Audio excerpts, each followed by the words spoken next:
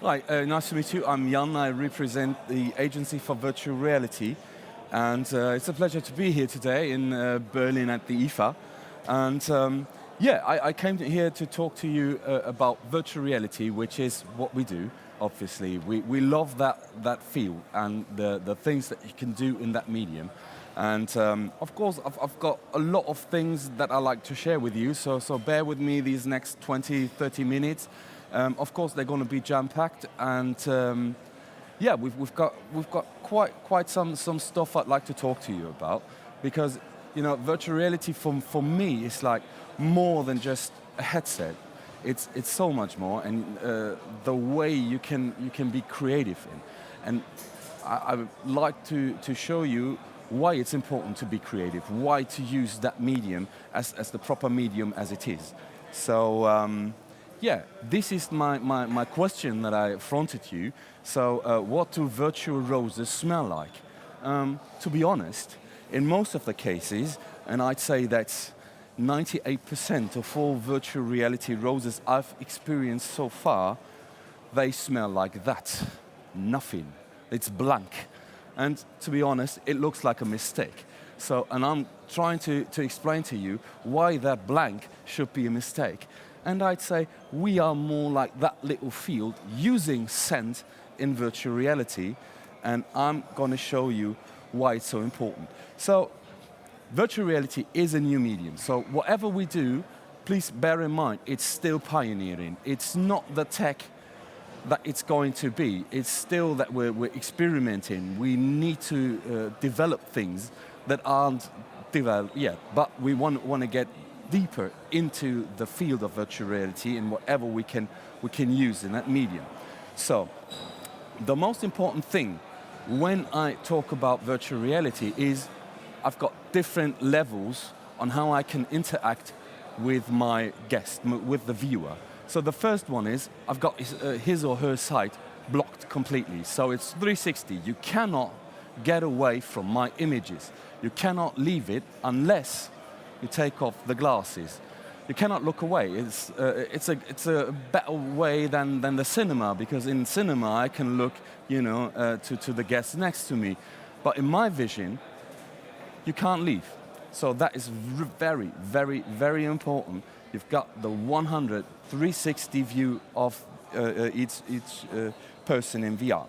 The next one, of course, is sound. 360 sound is imminent to whatever you do. You need great sound. When you don't have a good sound, something is not right. The whole world is full of sound, so you cannot do proper virtual reality without any sound. And please bear in mind, do it with complete spatial sound, because it's important, because our world is sounded in spatial. I can hear things from a distance. When I get closer to that distance, the sound gets louder. And these are very, very important things that you need to keep in mind to build a proper virtual reality environment. So now comes the scent.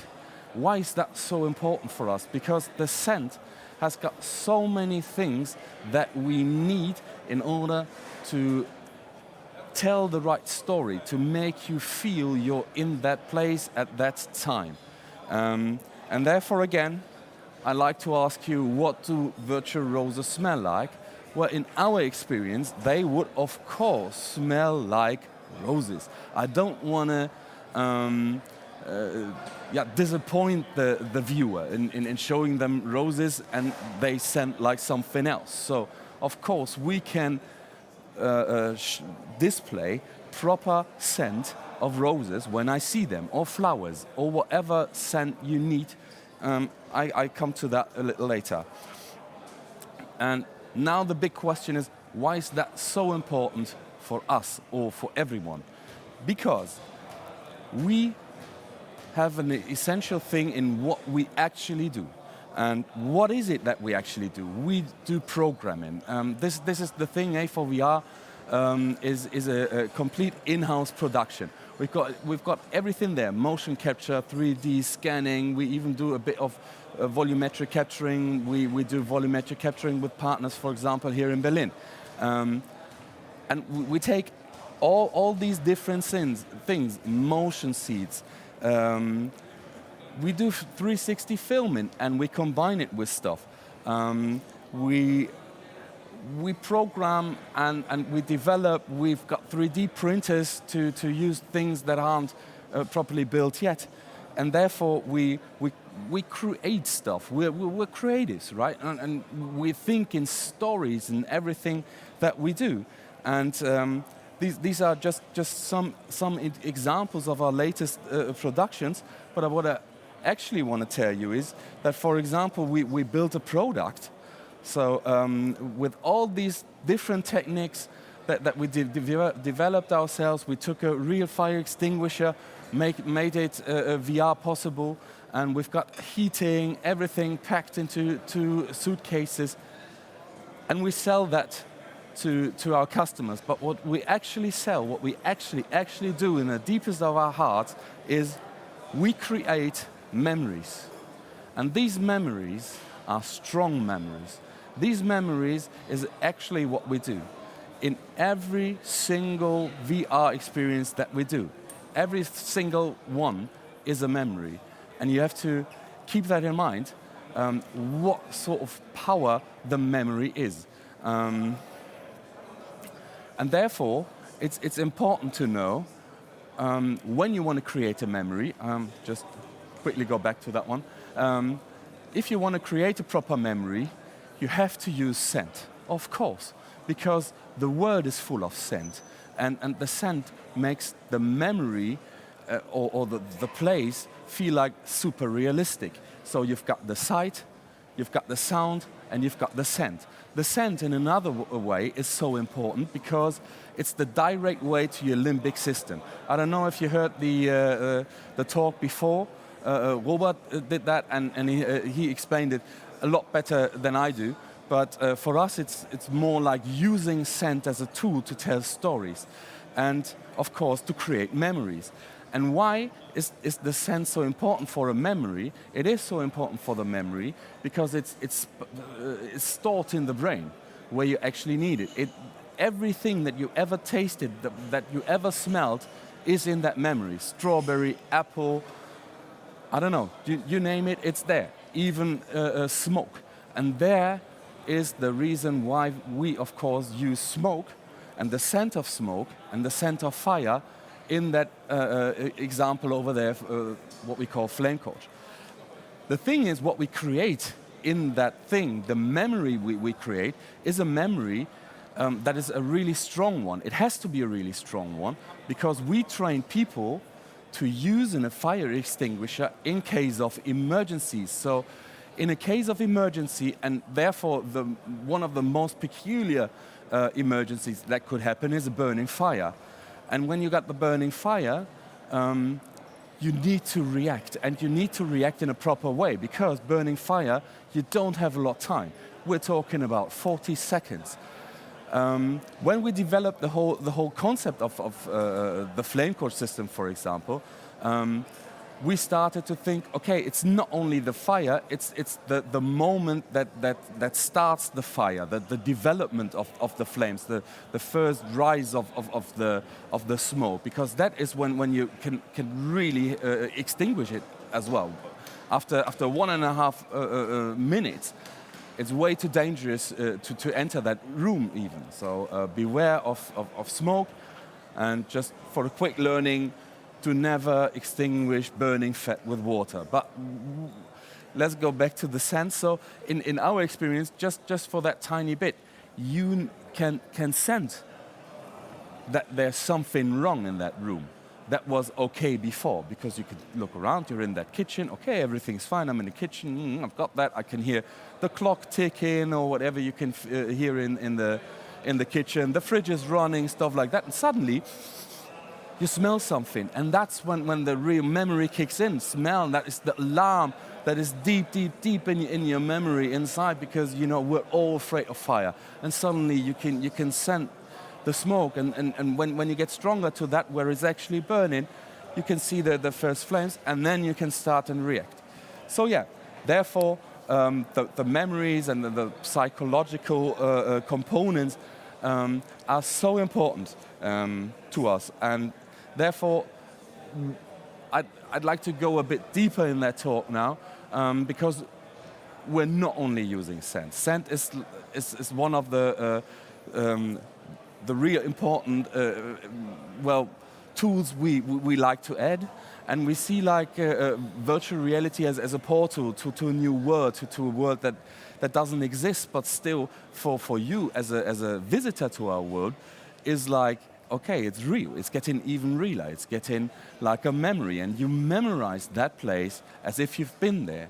And that is for us so important, to use all different techniques in order to create a complete virtual reality, a scenario that you feel comfortable in, that you know gives you the abilities to be creative in, for us as creatives, or for you guys if you do a creative work in that environment. So again, we are doing memories. Always remember that, because it's not only if you produce virtual reality, this is what you give your users. This is what they get. So therefore, it's always important in thinking of good quality, because otherwise the people have got, you know, bad memories in bad quality. You know what I mean? So spend some on stuff. So the next level of things that we can use for creating a thing we call immersion is temperature. So we can implement heat or cold. We can even do wind, and that's important as well. And that's what we put into the Flamecoach as well. So you don't only have scent, but for the burning flame, where the point is the hottest, you've got a heat simulation where you can really feel, okay, it's getting hot. Then the next one it's touch, and touch is really important. So touch, you can touch things in the real world. I can touch that. I can touch that. And therefore, of course, we need to have a system. We do it with the Ultra Leap, so you got hands, and you can touch things if they are there. And we even broaden that for like the Flamecoach. The most efficient touch that we learn the people is the fire extinguisher, because the training that we do, they have to repeat it 3, 4, 5 times. So it's a muscle memory that we do with that haptic simulation of a real fire extinguisher that you operate in VR and in real life, one-on-one. So that is exactly the same. And when you've done it once, twice, 3 times, you know how these things work. And you know it, and you do it again and again and again in 5 minutes. You know how it works, and you know how it works in a situation that is an emergency. This is the memory that we create. Of course, we can do a lot more in immersion. So mixing all these things together, that is actually the great power of experiences and proper memories that we create. The immersion is the balanced system of all different techniques, and there are even more. But for example, for motion in other things, we use motion seats. For touch, we had an experience where we used actor who was tracked and was playing an avatar. So basically, it was a virtual person played by a real person, and that person, they gave each other the high five, and the people just in VR couldn't believe what just happened, because for them, it was obviously an avatar, a humanoid robot that was just there. We can take real objects, for example, and make them haptic usable. Of course, we're very interested in using haptic devices such as sense gloves, but I think it's still a long way to go to make them really usable. I'm interested on that field and what is going to come out of that. Yes, but always think of, you've got all these different things, and all tiny bits, they make a proper, really good VR experience, or like a nice memory. so to say. The next one, of course, is storytelling. You can't have a good memory, you can't have a proper thing when you don't use a story.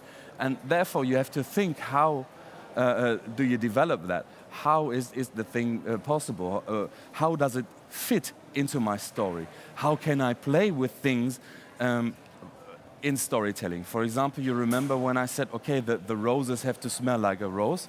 Yeah, but I can turn that around if I want to. I can make things smell differently and therefore interact and play with my viewers, because maybe that's an integral part of the story I want to communicate. I want to tell a story. There's a phenomenon where people they see colors in numbers, or they see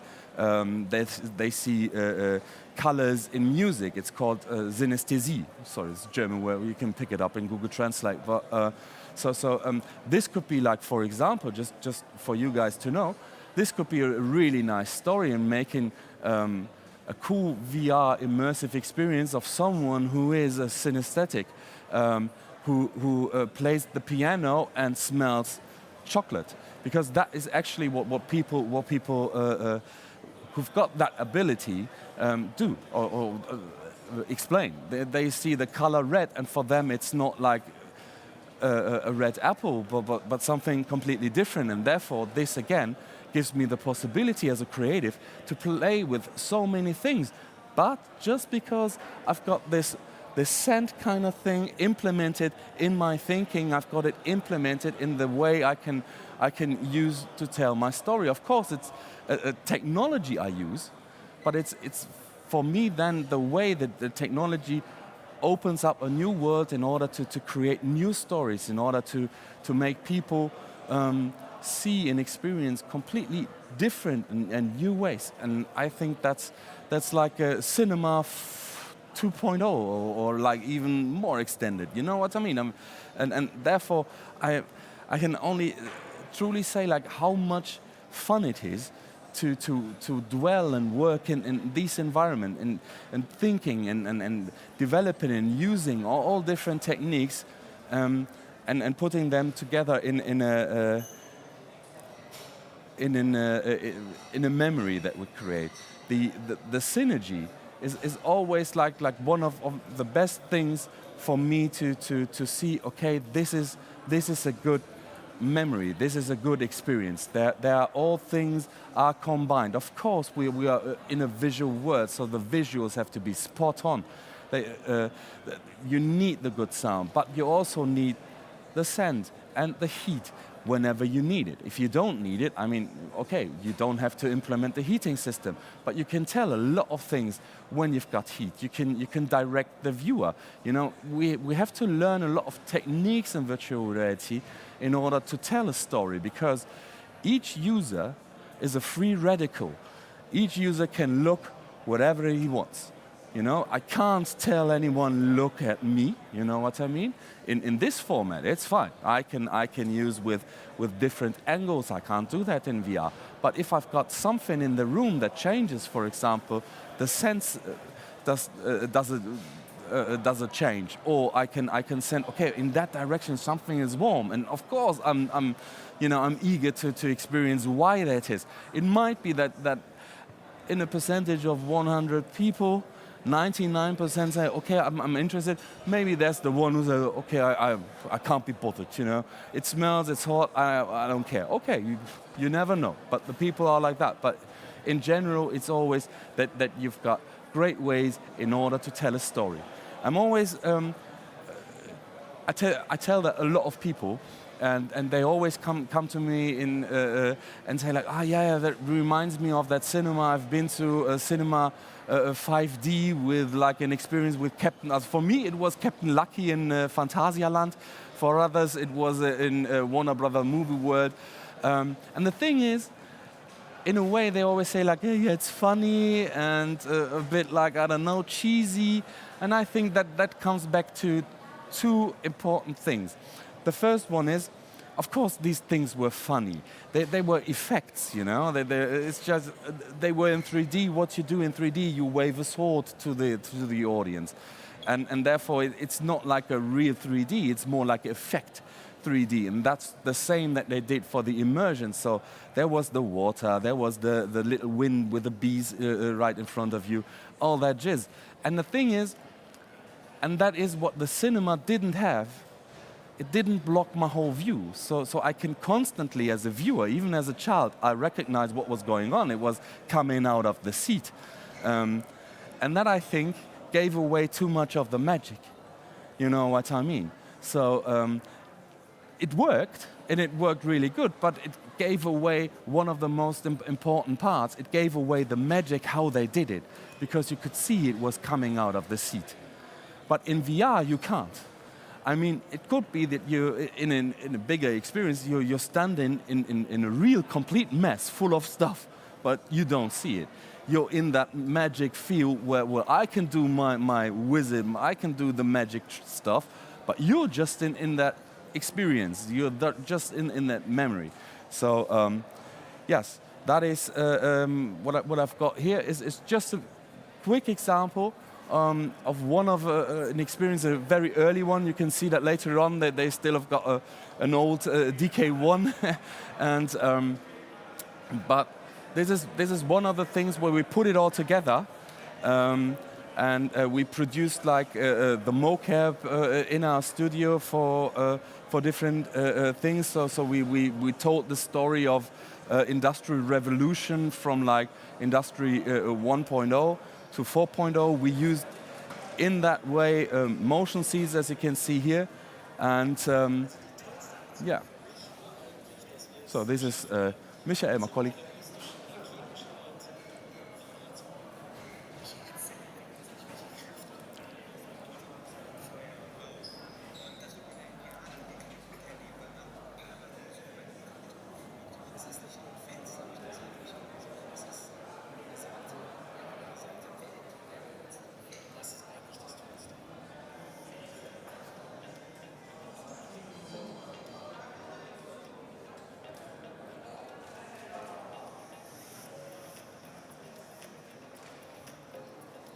So that's the heat.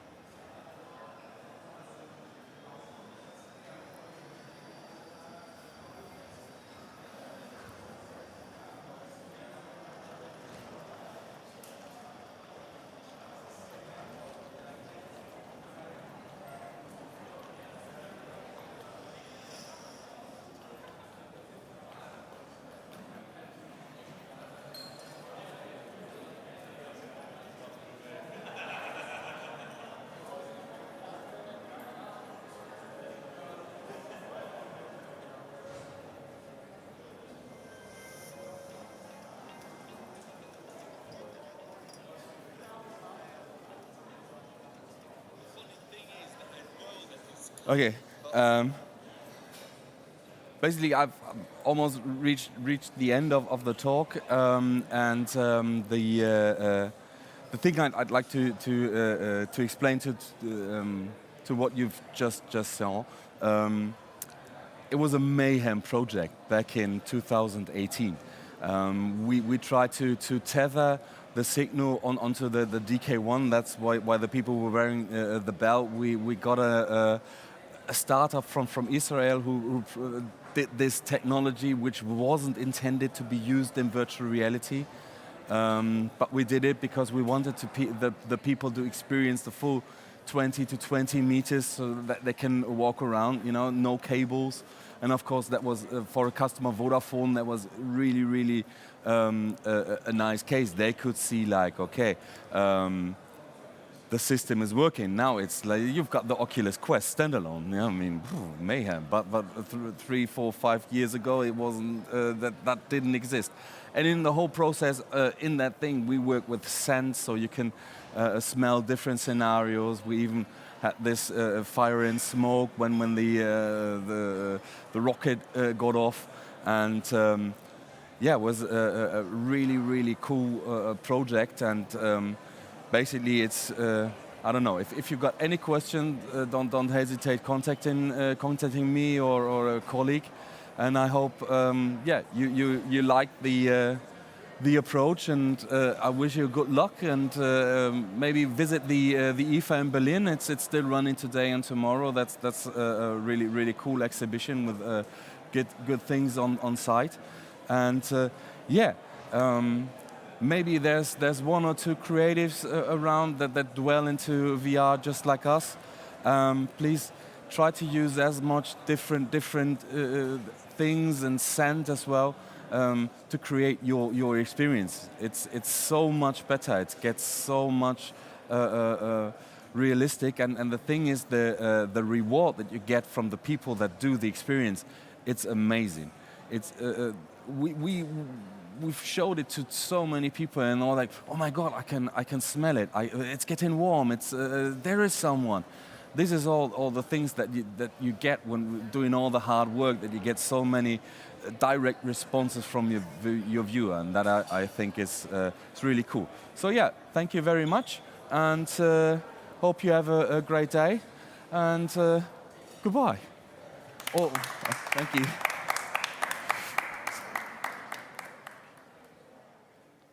Oder muss ich jetzt noch 2 Minuten?